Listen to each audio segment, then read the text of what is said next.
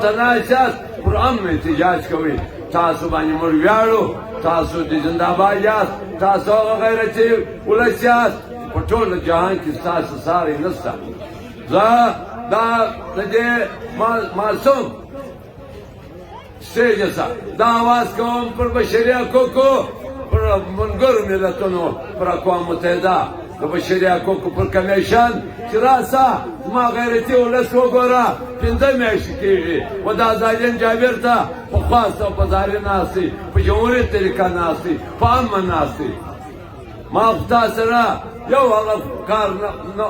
پرې نه شوی چې ما نه وکړي د دې وطن د ښېګړې دپاره دا وطن پر ما ګران دی زه د دا وطن اصلي مالک یم ظالمه جابره تا زما ننګیاني ځوانان په ګولۍ وویشتل بیا هم ما د دا وطن خاطر وکړي بیا هم ما ستا پر سر باندې اور نه کېدل بل ظالمه جابره دا زما د وطن مینه ده دا زه د وطن سره مینه لرم ستا دونه کیسه نه ده ته خو د درو ملتو سړی یې د درو ملتو کار دې دی ما ته ستا غیرت معلوم دی ما ته ستا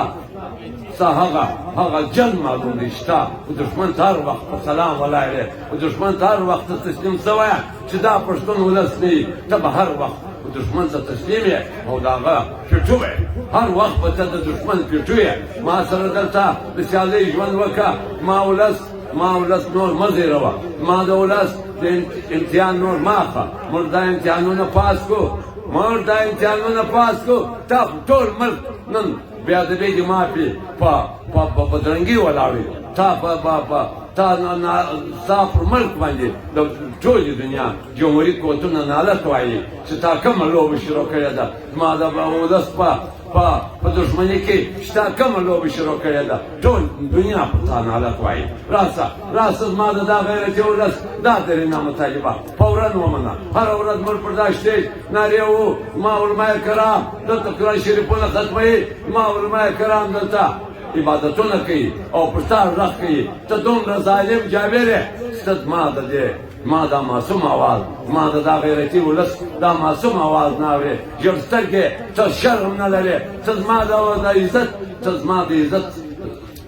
خاطر نه کوې زما د قوم خاطر نه کوې ته ګر سره د بل وطن جاسوس یې ته د بل وطن جاسوس یې ته زما غیرتي ولس پر دا ملک باندې بدنیتي کوې او د دې ملک سره د دوی دښمني زیاتوې اصل کې ته د دې ملک دښمن یې ته د پاکستان دښمن یې تا د خدای تباه کړي ته به تباه شې ارومرو به ته د الله د کار د غضب سره مخامخ کېږې راسه ما د غیرتي ولس دا درېنه مطالبه فورا یې ومنه هغه ناپاکه حکمراني چې پر موږ وکړه ټوله حکمراني موږ دلته په دې احتجاج کې پر دا